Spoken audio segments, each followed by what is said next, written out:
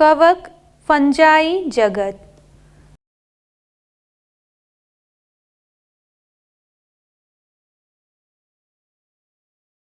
परपोषी जीवों में फंजाई कवक का जीव जगत में विशेष अद्भुत स्थान है। इनकी आकारिकी तथा वास स्थानों में बहुत भिन्नता होती है।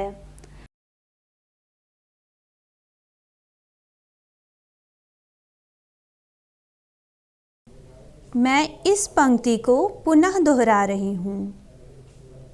परपोषी जीवों में फंजाई कवक का जीव जगत में विशेष अद्भुत स्थान है। इनकी आकारिकी तथा वास स्थानों में बहुत भिन्नता होती है।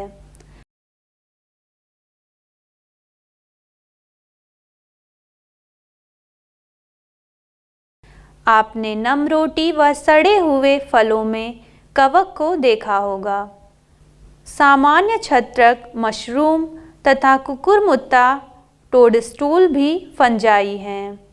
सरसों की पत्तियों पर स्थित सफ़ेद धब्बे परजीवी फंजाई के कारण होते हैं।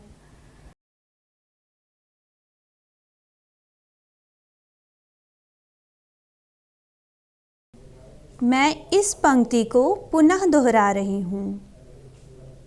आपने नमरोटी व सड़े हुए फलों में कवक को देखा होगा। सामान्य छत्रक, मशरूम तथा कुकुरमुत्ता टोडस्टूल भी फंजाई हैं।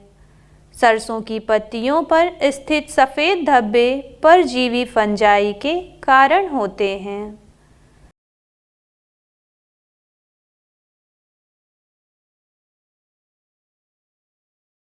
कुछ एक कोशिक फंजाई जैसे यीस्ट का उपयोग रोटी तथा बियर बनाने के लिए किया जाता है। अन्य फंजाई पौधों तथा जंतुओं के रोग के कारण होते हैं।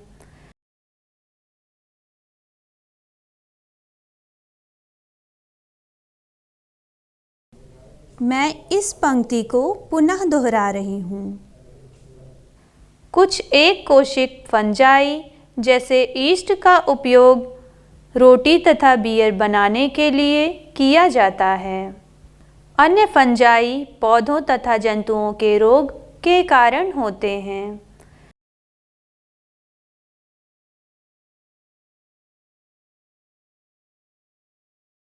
उदाहरण के लिए गेहूं में कीट रोग पक्सिनिया के कारण होता है। कुछ फंगल जैसे पेनिसिलियम से प्रतिजैविक एंटीबायोटिक का निर्माण होता है। फंजाई विश्वव्यापी हैं।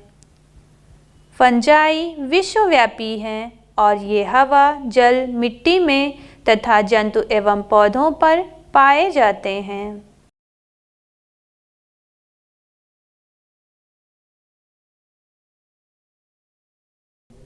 मैं इस पंक्ति को पुनः दोहरा रही हूँ। उदाहरण के लिए गेहूं में कीट रोग पक्सिनिया के कारण होता है। कुछ फंगल जैसे पेनिसिलियम से प्रतिजैविक एंटीबायोटिक का निर्माण होता है। फंजाई विश्वव्यापी हैं। फंजाई विश्वव्यापी हैं और ये हवा, जल, मिट्टी में तथा जंतु एवं पौधों पर पाए जाते हैं।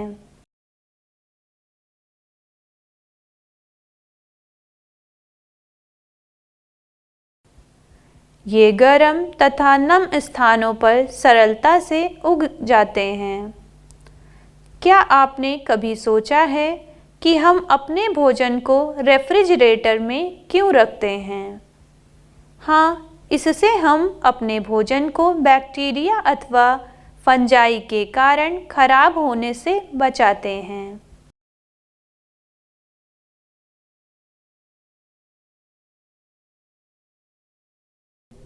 मैं इस पंक्ति को पुनः दोहरा रही हूँ।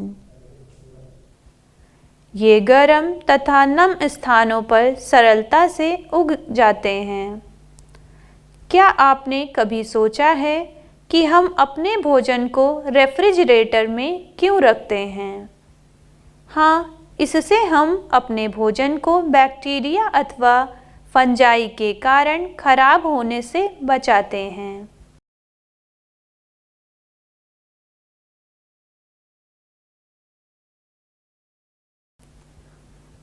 फंजाई तंतुमयी है, लेकिन ईस्ट जो एक कोशिक है इसका अपवाद है। ये लंबी पतली धागे की तरह की संरचनाएं होती हैं जिन्हें कवक तंतु कहते हैं।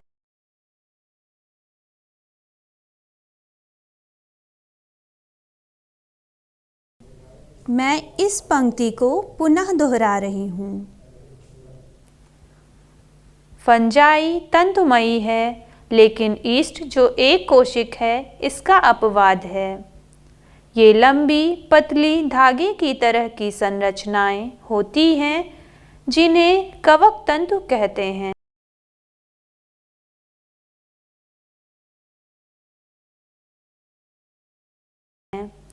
कवक तंतु के जाल को कवक जाल माइसिलियम कहते हैं।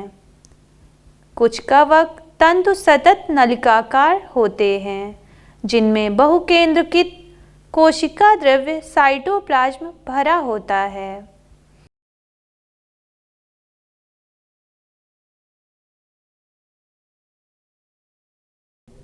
मैं इस पंक्ति को पुनः दोहरा रही हूँ। कवक तंतु के जाल को कवक जाल माइसिलियम कहते हैं। कुछ कवक तंतु सतत नलिकाकार होते हैं जिनमें बहुकेंद्रकित कोशिका द्रव्य साइटोप्लाज्म भरा होता है।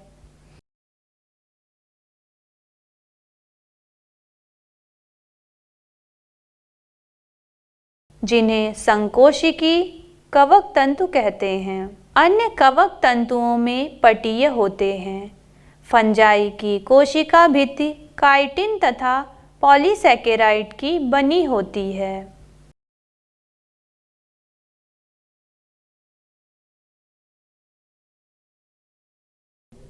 मैं इस पंक्ति को पुनः दोहरा रही हूँ।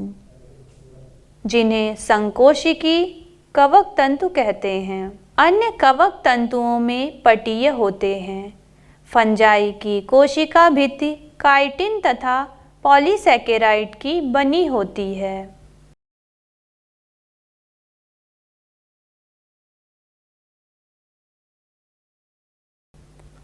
अधिकांश फंजाई परपोषित होती हैं। वे मृत बस स्ट्रेटस से घुलनशील कार्बनिक पदार्थों को अवशोषित कर लेती हैं, अतः इन्हें मृतजीवी कहते हैं।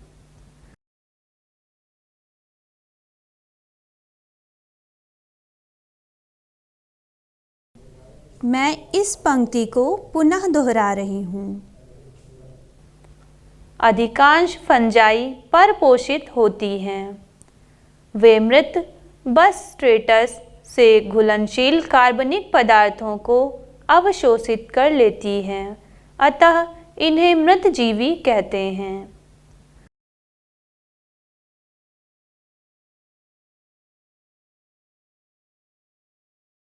जो फंजाई सजीव पौधों तथा जंतुओं पर निर्भर करती हैं, उन्हें परजीवी कहते हैं। ये शैवाल तथा लाइकेन के साथ तथा उच्च वर्गीय पौधों के साथ कवक मूल बनाकर भी रह सकते हैं। ऐसे फंजाई सहजीवी कहलाती हैं।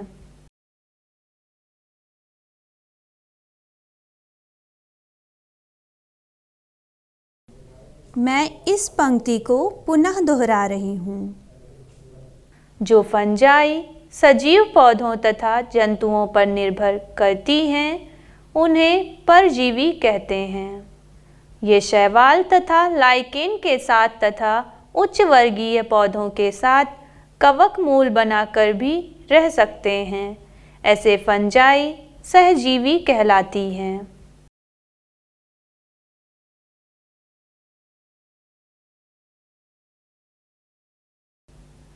फंजाई में जनन कायिक खंडन, विखंडन तथा मुकुलन विधि द्वारा होता है। अलैंगिक जनन बीजाणु, जिसे कोनिडिया कहते हैं, अथवा धानी बीजाणु अथवा चल बीजाणु, द्वारा होता है।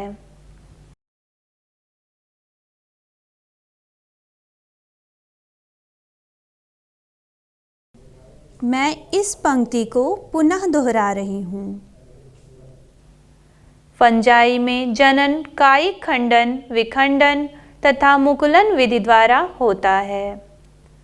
अलैंगिक जनन बीजाणु, जिसे कोनिडिया कहते हैं, अथवा धानी बीजाणु अथवा चल बीजाणु द्वारा होता है।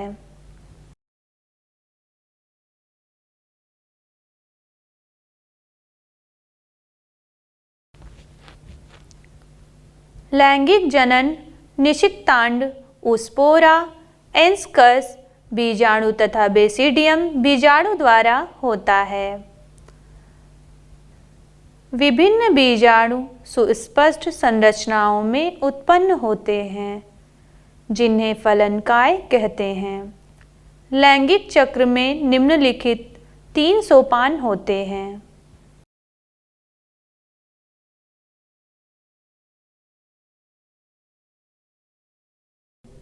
मैं इस पंक्ति को पुनः दोहरा रही हूँ।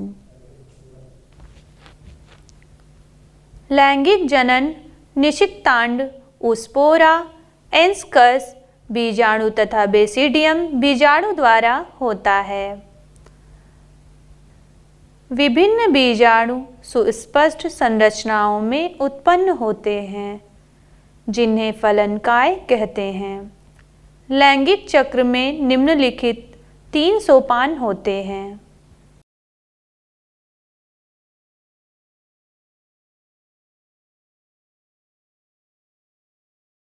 पहला, 2 चल अथवा अचल युग्मकों के प्रोटोप्लाज्म का संलयन होना।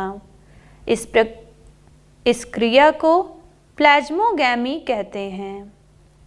दूसरा, 2 केंद्रकों का संलयन होना, जिसे केंद्र संलयन कहते हैं।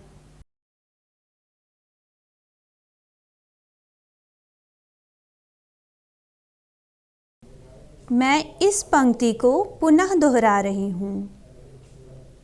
पहला, 2 चल अथवा अचल युग्मकों के प्रोटोप्लाज्म का संलयन होना। इस क्रिया को प्लाज्मोगैमी कहते हैं। दूसरा, 2 केंद्रकों का संलयन होना, जिसे केंद्र संलयन कहते हैं।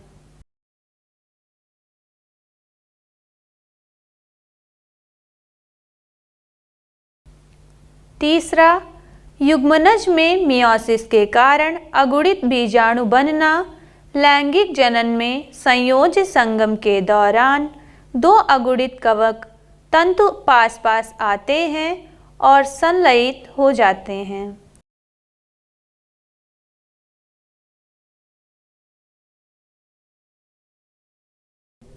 मैं इस पंक्ति को पुनः दोहरा रही हूँ।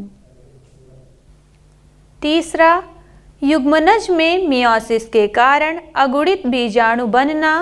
लैंगिक जनन में संयोज्य संगम के दौरान 2 अगुणित कवक तंतु पास पास आते हैं और संलयित हो जाते हैं।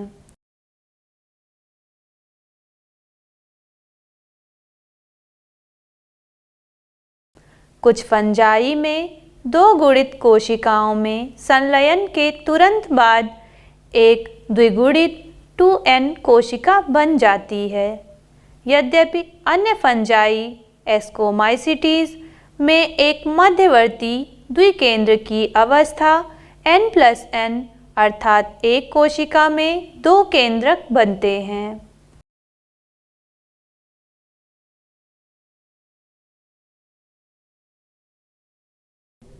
मैं इस पंक्ति को पुनः दोहरा रही हूँ। कुछ फंजाई में 2 गुणित कोशिकाओं में संलयन के तुरंत बाद एक द्विगुणित 2n कोशिका बन जाती है। यद्यपि अन्य फंजाई एस्कोमाइसिटीज में एक मध्यवर्ती द्विकेंद्र की अवस्था n+n अर्थात एक कोशिका में 2 केंद्रक बनते हैं।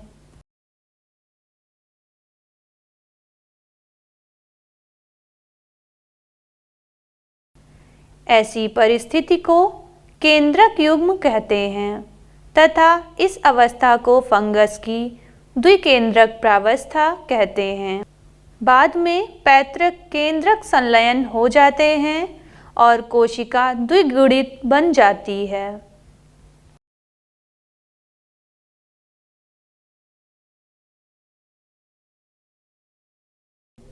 मैं इस पंक्ति को पुनः दोहरा रही हूँ। ऐसी परिस्थिति को केंद्रक युग्म कहते हैं तथा इस अवस्था को फंगस की द्विकेंद्रक प्रावस्था कहते हैं। बाद में पैतृक केंद्रक संलयन हो जाते हैं और कोशिका द्विगुणित बन जाती है।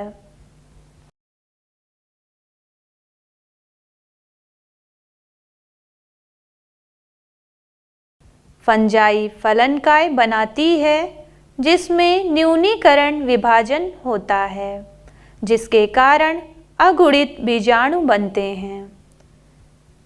कवक जाल की आकारिकी बीजाणु बनने तथा फलनकाय बनने की विधि जगत को विभिन्न वर्गों में विभक्त करने का आधार बनते हैं।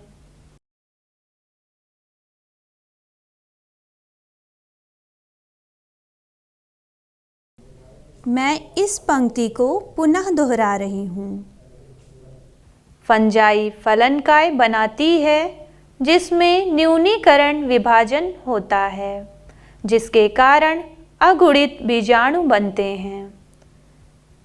कवक जाल की आकारिकी बीजाणु बनने तथा फलनकाय बनने की विधि जगत को विभिन्न वर्गों में विभक्त करने का आधार बनते हैं।